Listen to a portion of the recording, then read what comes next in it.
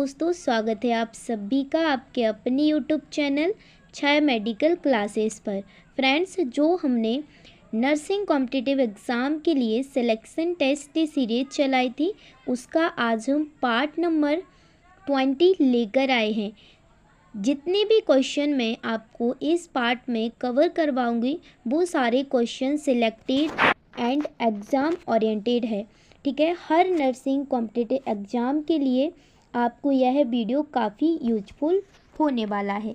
ठीक है, तो चलिए टाइम वेस्ट ना करती हूँ, आज के इस बेहतरीन से सेशन को एक मोटिवेशन क्वाइट्स के साथ स्टार्ट करते हैं। जो लोग दूसरों का दर्द समझते हैं वही असली हीरो होते हैं और तुम एक साइलेंट हीरो हो। तुम्हारी पढ़ाई, तुम्हारा स्ट्रगल, तुम्हारी ड्यूटी सब एक बड़ी सेवा की तैयारी है।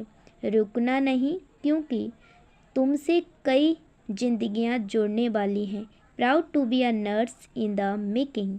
तो इस सब पाने के लिए अगर आपको नर्सिंग ऑफिसर बनना है बच्चों, तो आपको हार्ड वर्क करना पड़ेगा, पढ़ाई करनी पड़ेगी। ठीक है, तो चलिए शुरू कर लेते हैं। और बाकी के पार्ट अगर आपको देखना है 1 से 19 तक, यानी 1 से लेके 19 तक, तो आप यूट्यूब पर जो चैनल है हमारा छाया मेडिकल क्लासेस, वहाँ पर इन सभी वीडियो का प्लेलिस्ट बनाएं, तो वहाँ जाकर आप देख सकते हैं। ठीक है, ऑलरेडी अपलोडेड है।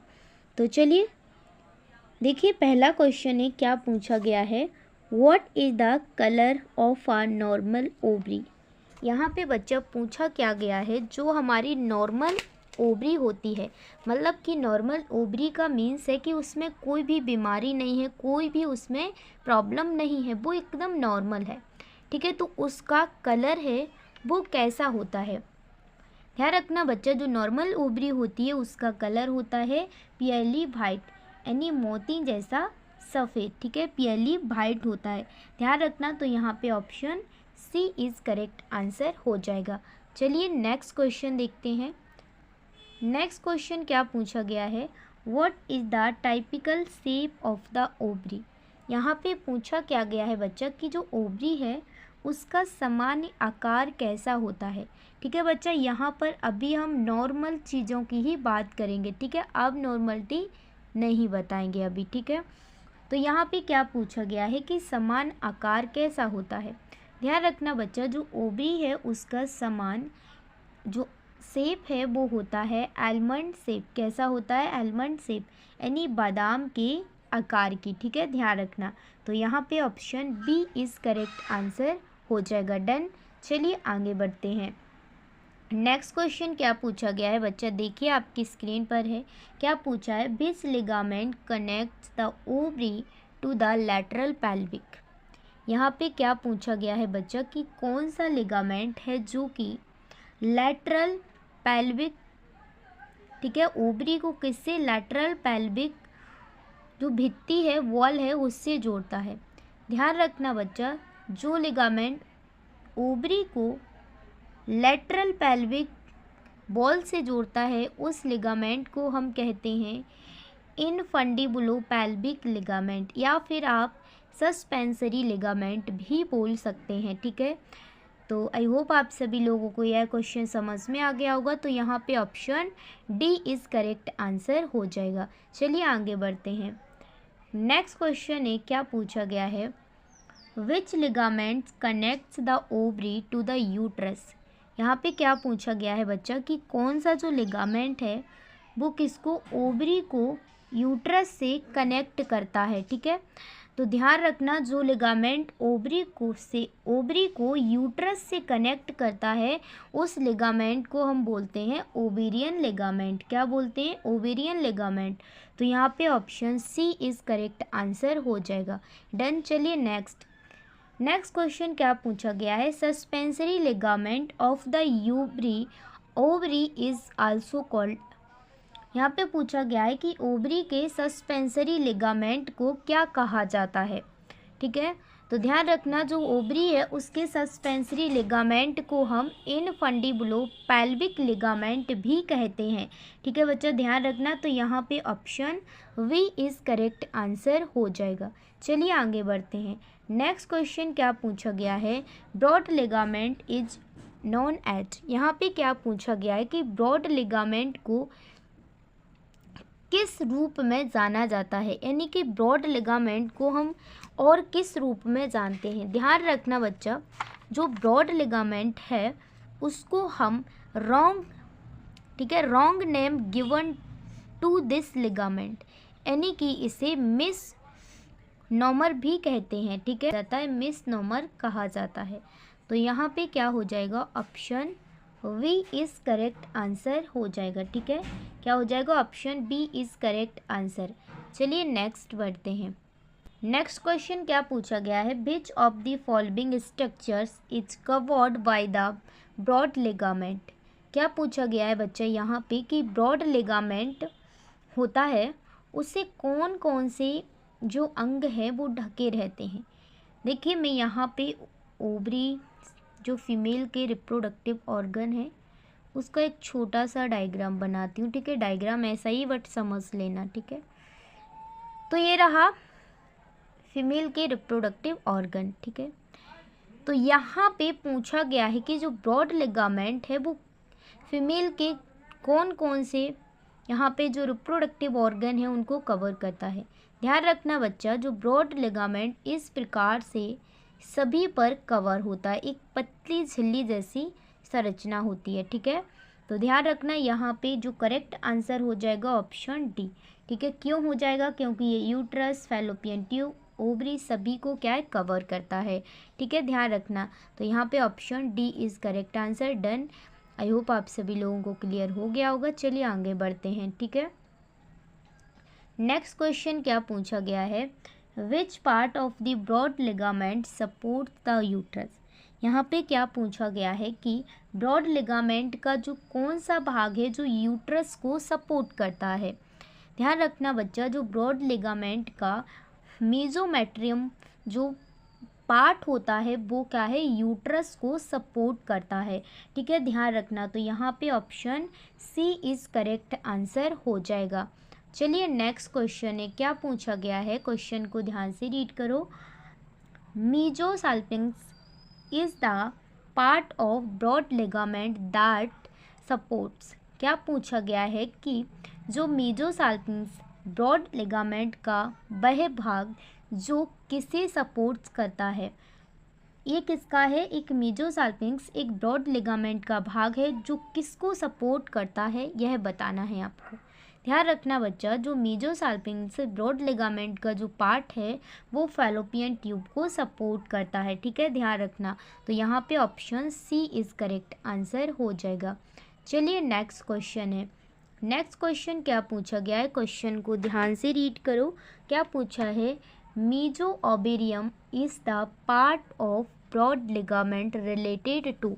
यहाँ पे पूछा क्या गया है बच्चा कि जो मेसोओबेरियम जो ब्रॉड लिगामेंट है वह भाग है जो किससे संबंधित है, ये किसको सपोर्ट करता है। ध्यान रखना बच्चा, यह जो ब्रॉड लिगामेंट का पार्ट है वो ओवरी को सपोर्ट करता है। किसको करता है, ओवरी को।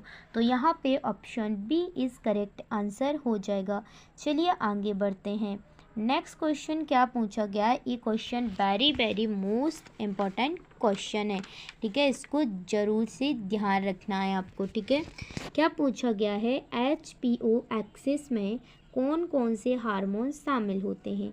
यहाँ पे बच्चा पूछा गया है कि जब एक क्या है, जब एक महिला है वो क्या है, उसको मेंसेस स्टार्ट होते हैं तो क्या है, ये हार्मोन सभी एक्टिव हो जाते हैं, HPO। ठीक है, ध्यान रखना। तो यहाँ पे पूछा गया है कि HPO एक्सिस में कौन कौन से हार्मोन शामिल होते हैं। यहाँ पे मैं बताऊंगी, ध्यान से देखना। HPO, H मतलब होता है बच्चा हाइपोथैलेमस। ठीक है, P मतलब होता है पिट्यूटरी ग्लैंड और O मतलब होता है ओवरी। ठीक है, ध्यान रखना। अब बताती हूँ कि कौन कौन से हार्मोन रिलीज होते हैं हाइपोथैलेमस से। ध्यान रखना, इससे हार्मोन जो रिलीज होता है बच्चा उसे कहते हैं हम GnRH। क्या कहते हैं? GnRH। GnRH का फुल फॉर्म होता है, ध्यान से सुनो, गोनेडोट्रोपिन रिलीजिंग हार्मोन। ठीक है, क्या होता है? Gonadotropin releasing hormone. ठीक है, इसके बाद है पिट्यूटरी ग्लैंड। पिट्यूटरी ग्लैंड है वो करती है FSH follicle stimulating hormone plus LH। LH का मतलब होता है ल्यूटिनाइजिंग हार्मोन। ठीक है, अब बात करते हैं किसकी बच्चा? अब बात करते हैं हम ओवरी की, कि ओवरी कौन कौन से हार्मोन रिलीज करती है। ध्यान रखना बच्चा, जो ओवरी होती है वो दो हार्मोन रिलीज करती है। एक करती है एस्ट्रोजन एंड प्रोजेस्टेरोन। क्या करती है? Estrogen and progesterone. I hope बच्चा आप सभी लोगों को समझ में ये क्वेश्चन अच्छे से आ गया होगा। ठीक है, तो आई होप यहाँ पे जो करेक्ट आंसर हो जाएगा वो क्या हो जाएगा कि हाइपोथैलेमस क्या रिलीज करता है? GnRH। पिट्यूटरी ग्लैंड क्या रिलीज करती है? FSH एंड LH। ओवरी क्या रिलीज करती है? Estrogen and progesterone. तो यहाँ पे option B is correct answer हो जाएगा। चलिए आगे बढ़ते हैं। नेक्स्ट क्वेश्चन क्या पूछा गया है बच्चा? ध्यान से देखो, यहाँ पे पूछा गया है in which days does the follicular phase occur in the ovary during the menstrual cycle. यहाँ पे पूछा क्या गया है बच्चा कि मासिक धर्म जो मेंस्ट्रुअल साइकिल होता है उसके दौरान जो अंडाशय है, ओवरी है, में फॉलिकुलर फेज किन दिनों में होता है। ठीक है, कितने दिनों तक भी पूछ सकते हैं कि कितने दिनों का होता है और किन दिनों तक होता है, कितने दिनों का कर लेना। ठीक है, तो ध्यान रखना, जो फॉलिकुलर फेज होता है बच्चा वो 6 to 40 डेज का होता है। कितना होता है? 6 to 40 डेज, 14 डेज। तो यहाँ पे option B is correct answer हो जाएगा। डन। चलिए आगे बढ़ते हैं। इनको सीधे आपको याद रखना है। ठीक है, कोई समझाने वाला चीज़ थोड़ी है, ये तो मान है, इनको तो आपको याद करना पड़ेंगे। ठीक है, गणित है गणित। ठीक है, तो क्या पूछा गया है? What is the duration of the bleeding phase in the uterus during the menstrual cycle. यहाँ पर पूछा क्या गया है बच्चा कि मासिक धर्म में जो एक महिला है उसकी जो ब्लीडिंग फेज का मतलब है कि जितने दिनों तक जो महिला है वो क्या है, मेंसेस होते हैं। ठीक है, उसको पीरियड्स आते हैं, तो उसका जो टाइम ड्यूरेशन है कि कितने दिनों तक आएंगे नॉर्मली।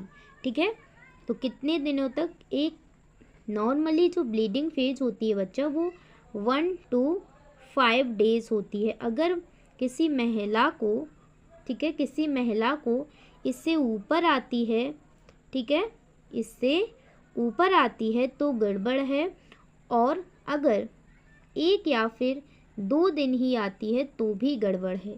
ठीक है, ध्यान रखना, ज़रूर डॉक्टर से दिखाना। तो यहाँ पे option B is correct answer हो जाएगा। डन। चलिए आगे बढ़ते हैं। नेक्स्ट क्वेश्चन क्या पूछा गया है बच्चा? ध्यान से पढ़ो। Which uterine phase is also known as the secretory phase and when does it occur. यहाँ पे क्या पूछा गया है बच्चा कि गर्भाशय में कौन सा जो चरण है, ठीक है, जो सेक्रेटरी फेज है वो कहलाता है क्या, और यह कब होता है, कितने दिनों का होता है। ध्यान रखना बच्चा पार्टी कि जो सेक्रेटरी फेज होता है वो 15 to 28 डेज का होता है। कितने दिनों का होता है?